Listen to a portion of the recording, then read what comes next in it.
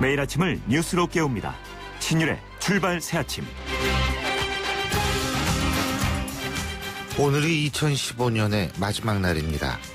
마치 올 한 해를 단적으로 상징하듯이 2015년의 마지막 날 아침은 쾌청하지 못합니다. 지금의 날씨만큼이나 올 한 해는 마지막까지 복잡하게 얽힌 일들이 산적해 있었죠. 일본은 잊지도 않은, 하지도 않는 허구의 주장을 가지고 언론 플레이만 일삼고 있고, 정치권은 야권발 정계 개편 문제로 어수선할 뿐 아니라 내년 총선의 선거구마저 확정하지 못하고 있습니다. 특히 일본은 마지막 날까지 우리를 기가 막히게 만들고 있죠. 평화의 소녀상의 철거 혹은 이전을 조건으로 일본 정부가 10억엔, 우리 돈으로 100억 원가량을 내기로 했다는 일본 언론의 보도는 도대체 우리를 뭘로 보고 이런 식으로 몰고 가나, 그런 생각이 들게 합니다. 물론 일본 정부가 공식적으로 부인하고 나서긴 했습니다만, 언론이 먼저 이상한 말 흘리고 가만히 있다가 정부가 부인하는 행태를 반복하는 것을 보면 정말 우리를 뭘로 보나 하는 생각이 들게 합니다.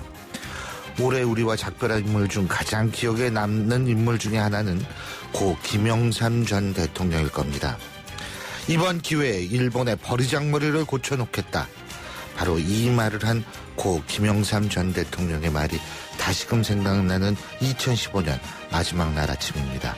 신율의 출발 새 아침, 오늘 순서 시작하죠.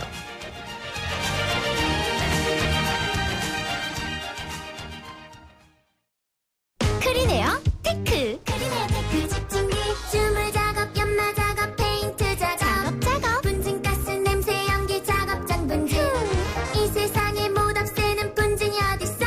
크리네어 테크 집중기가 다 잡아줍니다. 예! 크리네어 테크. 크리네어 테크 집중기. 상현 오빠, 이제 주거래은행 쉽게 바꿀 수 있대. 아, 금융개혁 얘기지? 이사 땐 금융회사 주소 변경을 한 번에, 실손보험금 청구는 병원에서 바로, 펀드와 예금을 하나의 계좌로 세금 혜택까지. 시원하게 달라지는 금융 서비스. 금융개혁으로 시작합니다. 이 캠페인은 범금융권이 함께합니다. 맛있는 우유 GT 저지방송 들어보실래요? 고소한 GT, 깔끔한 GT, 저지방. 맛있는 우유 GT 주세요. 저지방 GT가 붙어. 맛있어. 맛있는 우유 GT, 저지방. 고소 깔끔 날씬.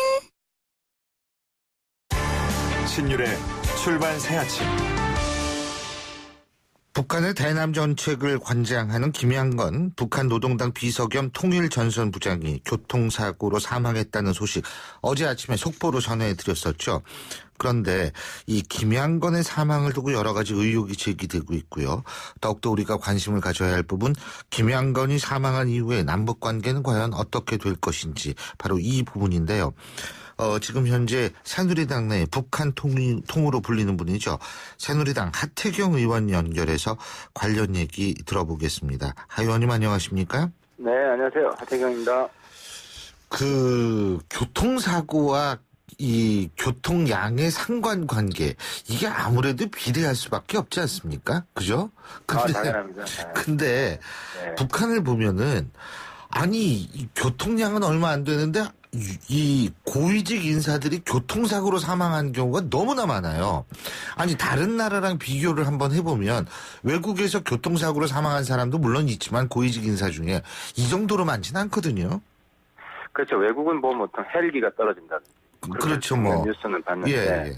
사고사가 그렇게 많지가 않죠. 그렇죠. 네. 북한의 고위급이 이 숙청돼서 죽는 방식이 한 세 가지인 것 같아요. 예. 하나가 이제 공개 총살을 당한다든지, 장성택이나 현영철, 예. 또 정치범 수용소에 들어가서 이제 거기서 사망한다든지, 예. 그리고 교통사고도 북한의 고위급이 숙청되어서 예. 죽는, 북한만 가지고 있는 그런 식으로 거의 지금 공식화된 것 같습니다. 북한 내에서도 그렇고, 예. 국제적으로도 그렇고. 예. 지금 사실은 제가 이렇게 보니까 북한의 고위직 인사의 사망률 1위는 거의 교통사고가 아니냐, 이런 통계가 나올 수 있어요, 진짜. 예. 근데 네, 그렇죠. 예. 언론에 보도된 건 보면 한 한 4사람 정도 네 알려진 사람 것 훨씬 같아요. 더 됩니다. 제가 실제로는 더 세보니까 되겠죠. 예. 세보니까 예. 이게 한 8명, 9명 정도 되더라고요. 예. 그리고 예. 또 한 가지는 뭐냐면 이 대남 담당 비서의 교통사고, 이 사망 원인은 교통사고다 이거예요.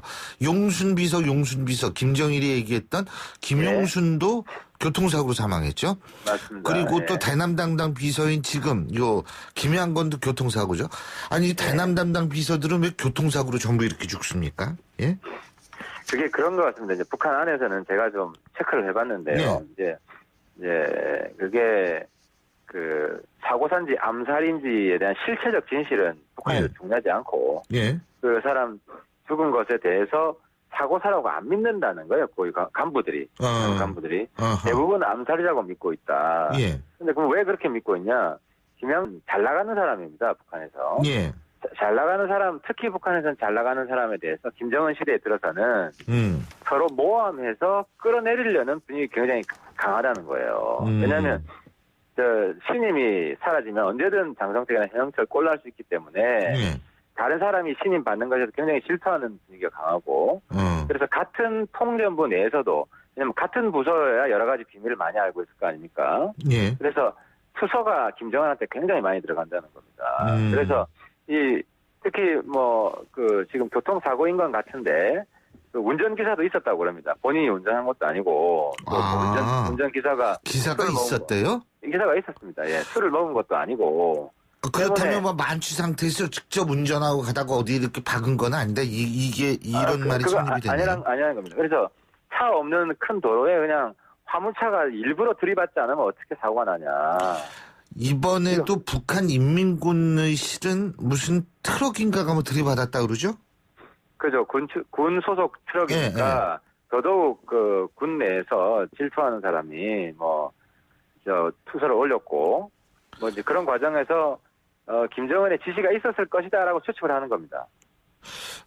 아니 근데 그 트럭 얘기가 나왔으니까 말인데요. 이 교통사고로 사망하는 사람들의 또 공통점이 전부 트럭이나 화물차가 들이받는 겁니다. 이게. 그렇죠. 지난번에도 이 화물차가 들이받았거든요. 제 기억으로 김용순도. 그러니까 그렇다면은 만취 상태에서 운전한 것도 아니고 트럭으로 받쳐서 죽었다 이건데 말이에요. 그것도 그렇다면 이것이 권력 암투에 의한 희생이 될 가능성이 높다. 이렇게 보시는 겁니까? 그렇게 믿는다는 거죠. 그렇게 믿는다. 사람들이 그렇게 믿기 때문에 그게 진실이 돼버린다는 거죠. 사람들 사이에서는. 그래서 북한이 어떻게 발표하든 간에 북한은 언론 자유도 없고 그렇죠. 입증해주는 그 기재가 전혀 없기 때문에 북한의 발표에 대해서는 애초에 믿지 않는 그런 문화가 저변에 깔려 있는 데다가 이제 이 트럭에서 받쳐주는 것 그 자체를 이해를 못 하는 거죠. 그러면은, 근데 하 의원님께서 판단하실 때는 어떠세요? 제 생각에는, 어떤 석연찮다. 그러니까, 이게 북한의 특징상, 석연찮다고 판단할 수밖에 없는 게, 김정은의 장악력이, 그렇게까지 아주 높지 않다는 겁니다. 아직까지. 아직까지도 심리적 불만들이 있고 그래서 김정은이 지시를 하지 않았더라도 이제 충분히 그런 만행을 이제 꾸미는 사람이 나올 수도 있는 거 아니냐라는 추측도 가능한 거고 또 김정은이 워낙 변덕스럽기 때문에 아무리 일 잘하는 사람이라도 더 의심할 거 아닙니까? 가까이 있는 사람일수록 어떤 모함 투서가 올라오면 거기에 또 혹해가지고 그냥 날려버려 이렇게 생각할 가능성이 많다는 거죠, 북한은. 그래서 이제 북한에서는 실체적 진실은 전혀 중요하지 않다. 그런 사회가 돼버렸다는 겁니다. 근데요, 일각에서는 김양건이 그냥 일반 교통사고로 죽었다. 지금 이제, 언론 보도를 보면은 이 인민군은 실은 트럭과 정면 충돌을 해서 죽었다. 이것이 이제, 언론 보도에 나오는 원인인데. 근데 그건 진짜 단순 사고일 가능성이 있다. 왜? 장례위원장이 김정은이고 이런 걸 보면 그게 권력 암투에서 그렇게 암살이었을까라고 생각하고 그런 주장을 하는 측도 있거든요. 어떻게 보십니까? 그걸 안 믿는다는 거죠. 그러니까 예를 들어서 그 이재강 같은 경우에 그때도 이 암살이라는 설이 파라했습니다. 이재강이 그 조직 지도부 제1부부장. 예. 예, 일부 부장. 예. 그 서열로는 김양근보다 높은 사람인데, 예. 그 경우에도 이재강은 북한의 충성스러운 간부였다고, 북한에서 굉장히 선전을 많이 했어요. 당시 홍보를. 그럼에도 불구하고, 조직 지도부 직원들한테 이재강 조문 가지 마라. 라는 내부 지시를 내렸다는 이야기도 있었고, 또 이번에 보면은 그 조문 시간이 짧습니다. 오후 2시부터 오후 7시까지고, 보통 아침부터 이제 밤늦게까지 조문을 했어요. 과거 사례를 보면. 예. 이 조문 시간이 짧은 것도 많이 가는 것에 대해서, 사람들이 조문을 많이 가는 것에 대해서 어쨌든 김정은이 별로 내키지 않았다. 뭐 이런 판단도 가능하지 않을까 싶습니다. 그런데요, 지금 제가 또 궁금한 것이 뭐냐면, 장성태이 같은 경우에는 아예 처형을 하지 않았습니까? 그죠? 예. 현형 처리도 처형을 당한 거고, 그런데 어떤 사람은 이렇게 처형을 하고, 어떤 사람은 암살을 하고, 그죠? 만약 이게 암살이라고 했을 때는, 그게 뭐 나름대로 기준이 있을까요? 그래서 북한 간부 이야기는 제가 그대로 전하면, 처형이 몇 번 되어서 지금 김정은에 대한 그런 심리적 저항감이 굉장히 크다는 겁니다. 고위 간부들을 처형하는 것에 대해서. 그래서 그렇기 때문에 이번에 또 처형하면은 더 동요가 심해지니까. 그죠. 막 부글부글 끓어 오를 거기 때문에 그래서 이제 이 자동차 사고를 위장한 암살을 택하지 않았겠느냐 하는 것이 아주 많은 설로 돌고 있다는 겁니다. 북한 내부에서도. 북한 내부에서 간부들 사이에서 자연스럽게 서로 이제 그렇게 눈치껏 그렇게 다 이해를 하는 거죠. 그래서 이제 북한 권력에 대한 불신, 김정은이 완전히 100% 불통, 그리고 그 내부에서 암투, 모함, 이게 얼마나 심한가 하는 것을 확인할 수 있는 것 같습니다. 그렇기 때문에 권력 암투 때문에 북한 내부에서는 암살로 본다 이 말씀이신데요. 예, 자, 그렇습니다. 자, 그렇다면 이게 암투의 결과로 많이 사망했다면 앞으로 남북 관계의 변화 가능성은 더 커지는 거 아니겠어요? 그렇죠. 근데 지금 문제는 이제 김정은의 권력 장악 정도가 이제 남북 관계에 영향을 줄 텐데. 실제로 김정은 어쨌든 무서워서 지금 밑에서는 뭐 꼼짝달싹 못하기 때문에 남북 관계는 이걸 우리가 유리한 기회로 활용하느냐 아니면 활용하지 못하느냐 뭐 이 차이가 있는데 여기에 따라 결정될 거라고 보는데요. 저는 참 이해가 안 되는 게 아니, 사람 주고 조문 가는 건 일종 인륜 아닙니까?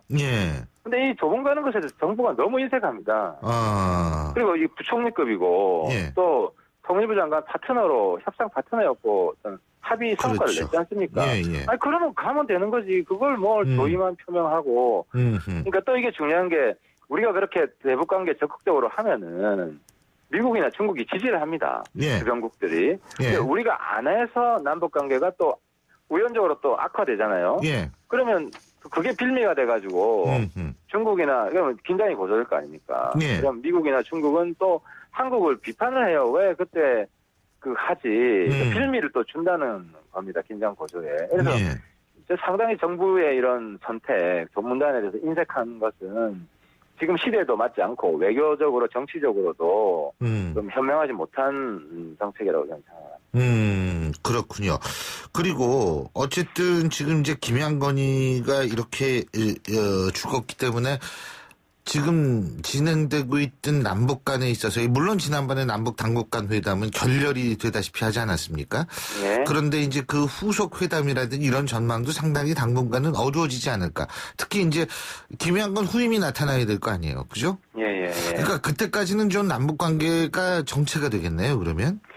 제 생각에는 제가 김정은이라면 최용해를 김양건 후임으로 최용해가 지금 국가체육도 맡고 있는데 통전부까지 같이 맡는 식으로 할 것 같습니다. 왜냐하면 지금 남북관계에 가장 김정은이 신경 쓰는 이유는 중국 때문이거든요. 중국이 계속 남북관계의 평화를 유지해야 된다. 중국의 이해관계에 맞다고 압박을 넣고 있고 근데 최용해가 바로 중국 통입니다. 중국이랑도 잘 통하기 때문에 통하고 또 남북관계에서도 그 체육 부분이 접근하기가 쉽습니다. 그래서 청해 역할도 있고 또 청해가 그때 내려왔잖아요. 또 이제 그때 황병석, 김양건이랑 같이 내려왔지 않습니까? 그런 인연도 있기 때문에 그 최용해를 김정은이 선택하느냐를 좀 보면 예. 김정은이 어느 정도 국제 정무적인 정치적 외교적 감각이 있는지 판단할 수 있을 것 같습니다. 예, 잘 알겠습니다. 아유, 근데 이 북한은 진짜 뭐 속을 알 수가 없으니까요. 전부 추측밖에 못해가지고 그게 더 답답한 것 같아요. 예. 오늘 말씀 여기까지 듣죠. 고맙습니다. 네, 감사합니다. 예, 지금까지 새누리당 하태경 의원이었고요. 신율의 출발새 아침 1부 순서는 여기서 줄입니다. 잠시 뒤 2부에서 뵙죠. 버락 오바마 미국 대통령은 8년 연속 연말이면 하와이로 휴가를 떠납니다. 하와이는 오바마 대통령이 어린 시절의 대부분을 지낸 고향이죠. 그런 곳에서의 휴식이 일상으로 복귀했을 때 그를 다시 집중하게 해주기 때문입니다. 직장 생활과 개인 생활이 균형을 이룰 때 생산성도 더 높아집니다. 기업이 효율적인 업무 시스템으로 근무 시간을 줄일 때 오히려 창의적인 성과가 나올 수도 있습니다. YTN 라디오 직장문화 개선 캠페인은 U+비즈 스카이프와 함께합니다. 소통의 아침을 여는 공정한 목소리. 신율의 출발 새 아침. 신율의 출발 새 아침 2부 순서 광고 듣고 오겠습니다. 국민 모두 함께 하나, 둘, 셋, 넷. 숨을 한번 크게 마시고 가슴을 활짝 펴세요. 한 걸음, 두 걸음, 국민 모두 함께 걸어가요. 지금까지의 아웃도어를 넘다. 대한민국 국민이라면 스타, 트랙스타. 굿네이버스 홍보대사 고아라입니다. 민균의 4남매 이야기 들어보실래요? 찬바람이 송곳같이 파고들던 낡은 흙집. 민균의 4남매는 전기장판 하나로 추운 겨울을 견뎌야 했습니다. 하지만 좋은 이웃들의 나눔이 아이들에게 포근한 겨울을 선물했네요. 추위를 거뜬히 막아주는 따뜻한 집. 아이들의 웃음소리가 멀리 멀리 퍼져갑니다. 우리 아이들의 행복한 변화 누가 만들까요? 저 고아라와 함께 여러분이 좋은 이웃이 되어주세요. 후원 문의 1599-0300 굿네이버스. 뭐대요? 빨리 나와! 아침부터 분주한 장수군 머능마을 어르신들. 오늘은 작은 영화관의 김선태 씨가 마을 어르신들의 영화 관람을 위해 기프트카 쉐어링을 신청한 날입니다. 좋은 생각까지 나누는 모두의 차 기프트카 쉐어링. 지금 신청하세요. 현대자동차 그룹. 저예요. 대성 보일러 모델 김성령. 가스비 대성 S라인 보일러라면 어렵지 않아요. 스마트폰에 손가락만 까딱하면 가스비 걱정 안녕. 대성 S라인 콘덴싱 기술과 IoT 기술이 만나 가스비 초간단 절약. 대성 S라인 IoT 보일러. 신일의 출발 새 아침. 제가 앞서도 말씀드렸습니다만 제가 말씀 안 드려도 여러분 다 잘 아시죠. 2015년 오늘이 마지막 날 아닙니까? 그런데 이 마지막 날이 끝나지 않기를 바라는 분들이 있습니다. 바로 선거구 획정이 되지 않아서 지금 가슴이 새까맣게 타들어가고 있는 바로 예비 후보들, 원외 인사들이 아닐까 싶은데요. 오늘까지 이 선거구 획정이 되지 않을 경우에는 선거구 공백 상태, 다시 말해서 법적으로 현행 선거구가 모두 무효가 되고 맙니다. 이렇게 되면 예비 후보들 같은 경우에는 법적 지위를 자동적으로 상실하게 되는데요. 근데 솔직하게 오늘까지 이 선거구 획정이 될 가능성은 거의 없어 보입니다. 그래서 여러 가지 걱정이 많을 텐데, 그래서 오늘은요, 바로 이러한 부분에서 진짜 피해를 받고 계신 분 한 분 만나보겠습니다. 원외 인사 중에 한 분이시자 예비 후보시죠. 새누리당 서울 중구 당협위원장을 맡고 있는 지상욱 위원장 전화 연결합니다. 안녕하십니까? 네, 안녕하셨습니까? 예, 예비 후보 등록하셨죠? 네, 했습니다. 15일 날 첫 번째로 가서 했습니다. 근데 이게 중구에 하신 거죠, 그러니까? 네, 그렇습니다. 근데 이게 중구가 이게 조금 지금 어떻게 되는지 모르는 지역이죠? 예, 지금 선거구 획정안이 나와야 결정이 나는 선거구로 돼 있습니다. 그렇죠. 그러면은 이게 빨리 어떻게 되는지 결정이 나야지 명함도 돌리시고 할 거 아니에요? 지금은 현재 예비후보 등록한 다음에요. 중구를 중심으로 예비후보 활동을 하고 있었습니다. 그러시군요. 그러나 이제 어느 지역하고 어떻게 되냐에 따라서 결정이 나지 않았기 때문에 그 지역에 대해서는 지금 아무것도 하지 못하고 있는 상황입니다. 그렇군요. 근데 일단은 어떻게 보세요? 오늘까지 이거 결론 안 나는 거 아닙니까? 선거구 획정이요? 아까 교수님께서 예. 마음이 새까맣게 타들어간다고 그러셨는데요. 예. 이제는 마음을 비웠습니다. 이제 예. 타들어갈 마음도 없으시구나. 예? 그래서 이제 평소에 하듯이 예. 저희 지역 이제 국영수 위주로 평소에 공부하던 대로 예. 공부를 해오고 있고요. 예. 어떤 조정이 있을 때 옆에 이제 과학 공부가 예. 될지 역사 공부가 될지 아하. 그건 그때 가서 이제 생각하기로 하고 예. 그동안 국영수를 대학 시험이 벼락치기 하루아침에 되는 거 아니지 않습니까? 그렇죠. 예. 그동안 오랫동안 해온 국영수를 위주로 하고 있기 때문에 큰 문제 없다.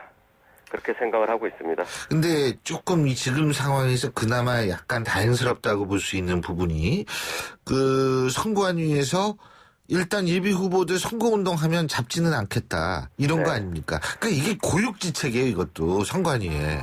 참 어떻게 이렇게 되는지 모르겠어요. 그러니까 선거운동은 하실 수 있는 것 같더라고요. 그죠? 아니 근데 예. 지금 선관위에서 유보책이라고 하죠. 네. 지금 나온 게 아직 결정은 확실히 나지 않았는데. 아 그래요? 예, 일단 명함은 돌릴 수 있게 한다. 그 다음에 현수막 걸어놓을 수 있게 한다. 예. 그러나 후원회는 만들지 못한다. 홍보물 돌리지 못한다. 이렇게 돼 있는 안이 있어요. 지금 언론을 보면요. 그것도 1월 8일까지 한시적으로 하는데 저는요.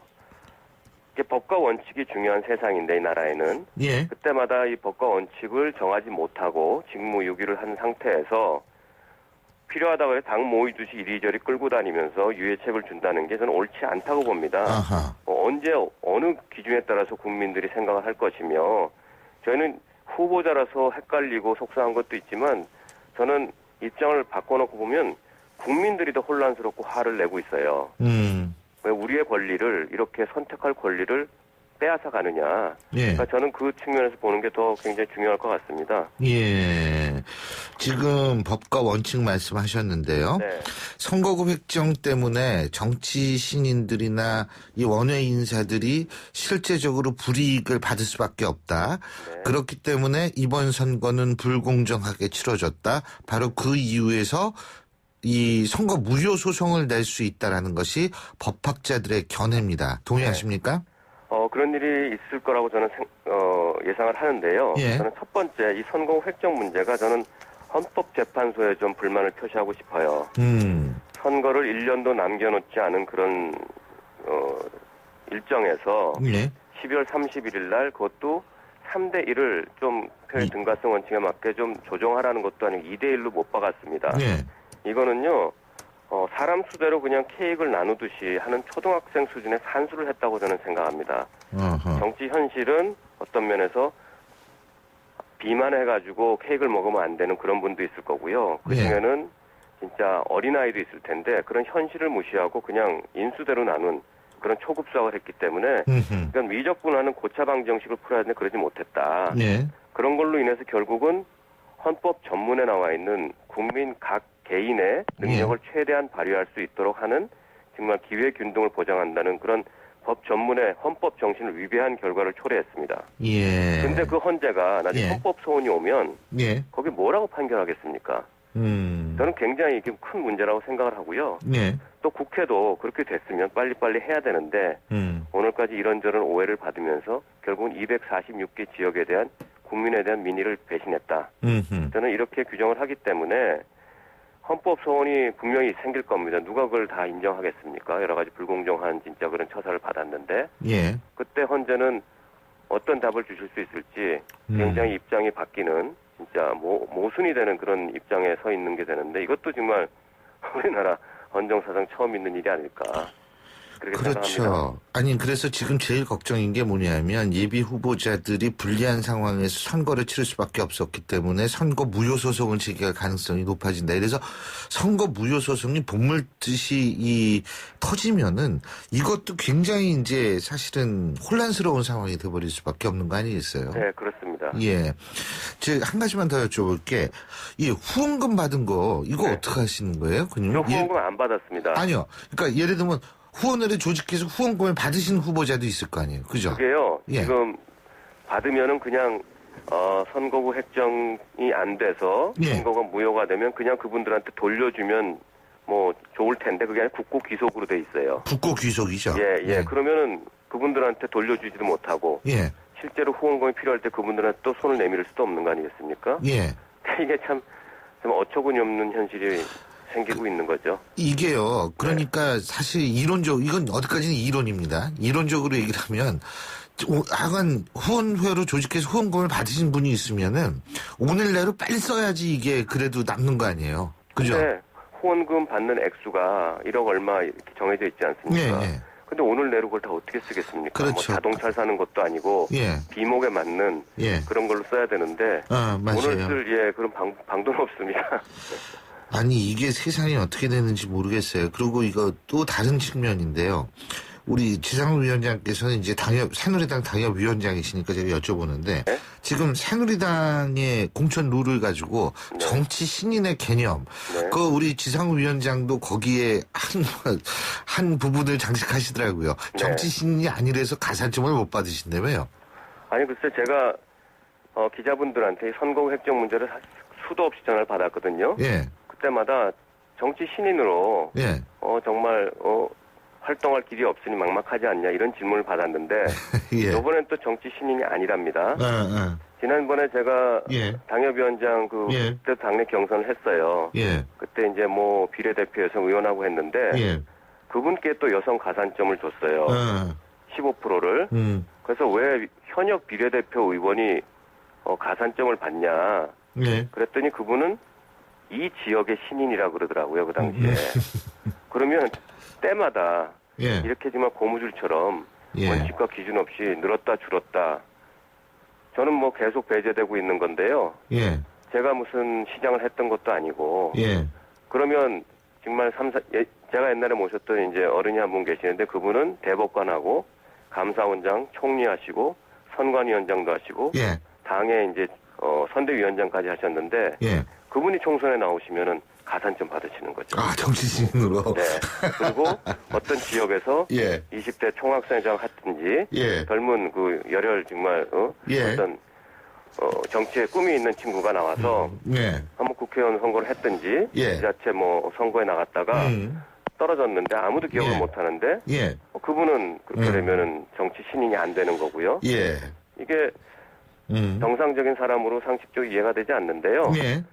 그러나 이제 뭐 15점 20%라고 하더라도 그게 100점에 15점 20점을 주는 게 아니기 때문에 예.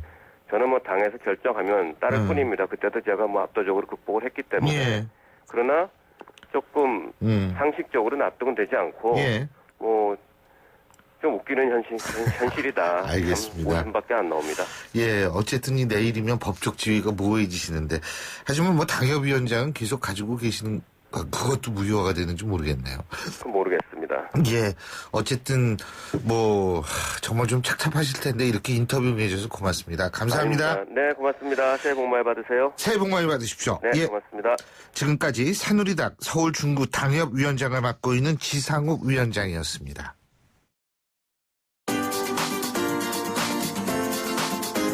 YTN 뉴스 FM 신율의 출발 새 아침 댓글로 보는 뉴스.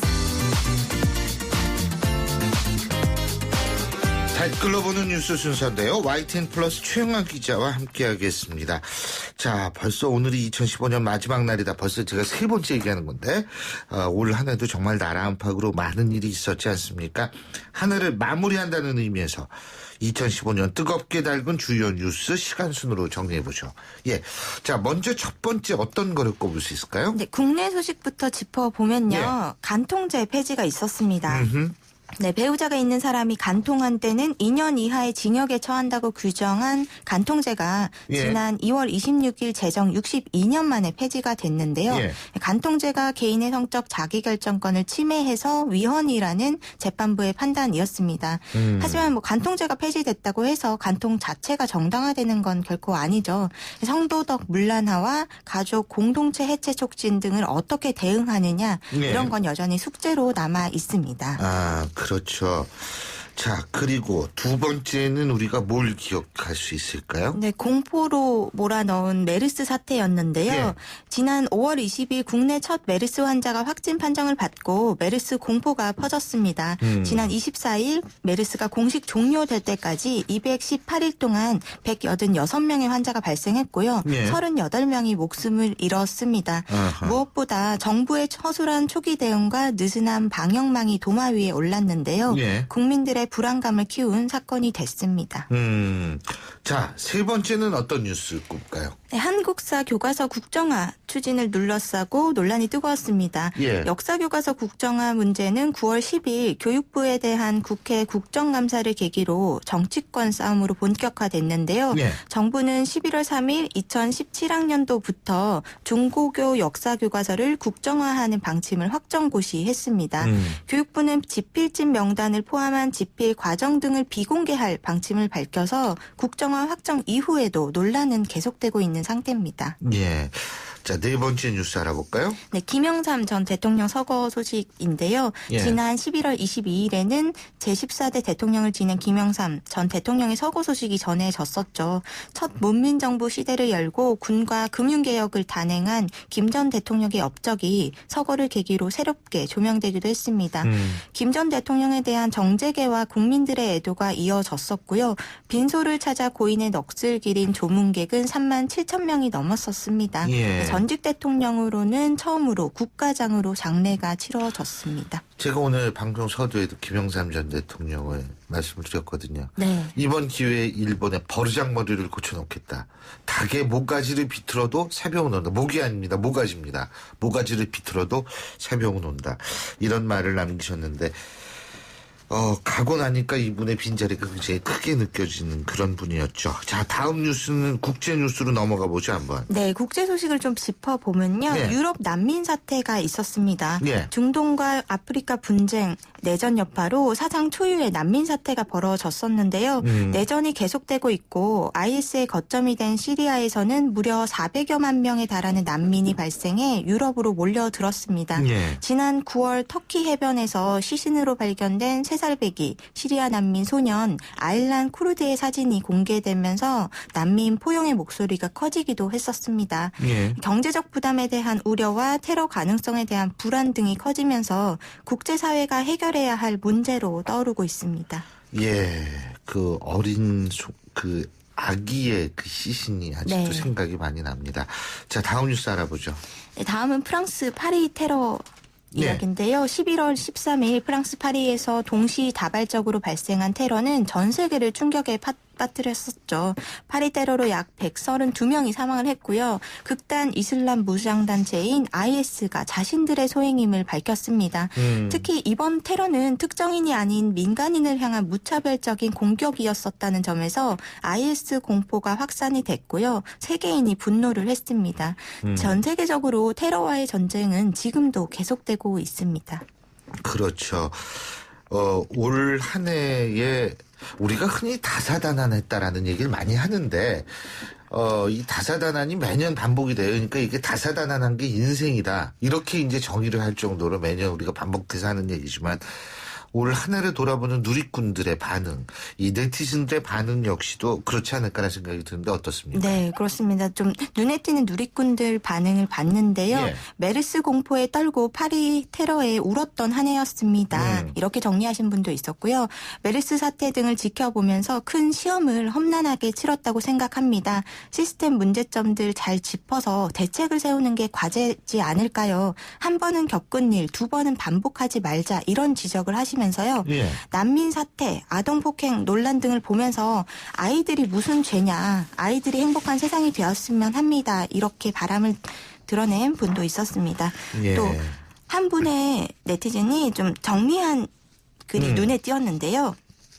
개인적으로나 국가적으로나 너무나 다사다난했던 한 해입니다. 어딘가에 많이 휩쓸리지는 않았나, 오히려 모든 게 피곤해서 귀를 막지는 않았나, 연말이 되어서야 조금쯤 뒤돌아볼 여유가 생겼습니다. 살아감이 고생스럽기도 하지만 기쁨이기도 합니다. 이런 글로 정리를 하셨어요. 올 한 해 마무리 좀 따뜻하게 하시고 오는 2016년에는 더 기분 좋은 일들이 가득하셨으면 하는 바람을 저도 좀 전하고 싶고요. 새해 복 많이 받으셨으면 좋겠습니다. 맞습니다. 근데 이분 얘기가 참 여러 가지로 이 가슴에 와닿습니다. 살아감이 고생스럽기도 하지만 기쁨이기도 하다. 이 한 단어가 정말 이 모든 사람들의 지금의 심정을 대변하는 것 아닌가 이런 생각이 들거든요. 그리고 우리 최영하 기자 오늘이 또 개편 맞아서 마지막 방송이라고 그러는데 올 한 해 정말 수고 많이 하셨고요. 우리 최영하 기자도 새해 복 많이 받으시기를 바라겠습니다. 네, 정말 아쉽지만 다음을 기약하면서 그럼요. 네, 그동안 감사했습니다. 예, 고맙습니다. 자, 지금까지 YTN 플러스 최영하 기자와 함께했습니다. 오늘 말씀 잘 들었습니다. 고맙습니다. 고맙습니다. 예, 신율의 출발 새 아침 2부 순서는 여기서 줄입니다. 전 8시 10분 3부에서 다시 찾아뵙겠습니다.